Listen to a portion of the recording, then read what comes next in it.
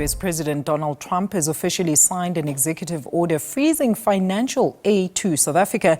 Now, the decision follows his earlier warnings and comes in response to South Africa's new land reform laws, as well as its case at the International Court of Justice, accusing Israel of genocide. Now, this marks a significant escalation in tensions between Washington and Pretoria, with the US alleging human rights violations, claims the South African government has strongly denied. Well, to further unpack this, let's now welcome political analyst Dr. Ongama Mtimka. Doctor, good to have you with us as always. Thank you so much for your time. So what is your view of this whole situation as well as developments against South Africa by the United States? On one level, we must see the action of the US against South Africa in line with the Trump administration's global reset agenda, which they have done. They have pulled out money from multilateral institutions. They are threatening the rules-based international order. So this is part of that. The expropriation, the passing of the expropriation bill or signing into an act, and the response of lobby groups that had been in contact with Trump have actually made us as the country to have something which Trump needed in order to advance what otherwise has got nothing to do with South Africa or its people, but the agenda of a global reset that he's taking.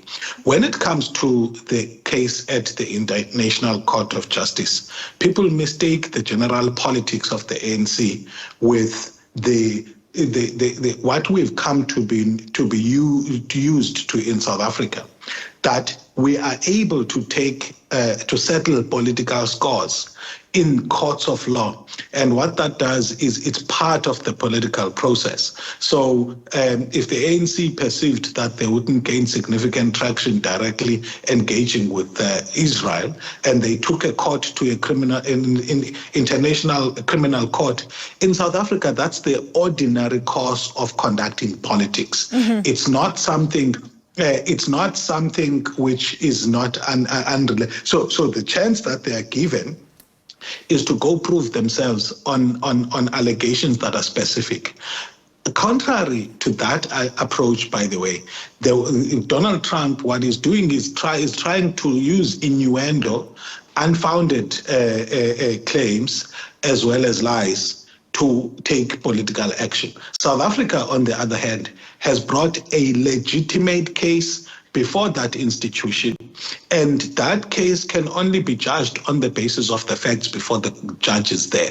The problem, lastly, on this issue with the US is that they've so politicized the judiciary there that they think it's part of conducting politics in an unfair way when things are being presented, in international judicial platforms. That's why, for example, they will not feel any embarrassment at all sanctioning judges of the International Criminal Court. I mean, if an African government did that, there would be an international storm. Absolutely, Doctor. So, I mean, does South Africa really need to continue carrying a begging bowl, so to speak, to some that perceive themselves as the rightful owners and custodians of human rights? Is it not a wake-up call, really, Doctor, for us to build better, mutually beneficial relationships outside of the US? We are a member of BRICS. And I suppose one of the other issues that was highlighted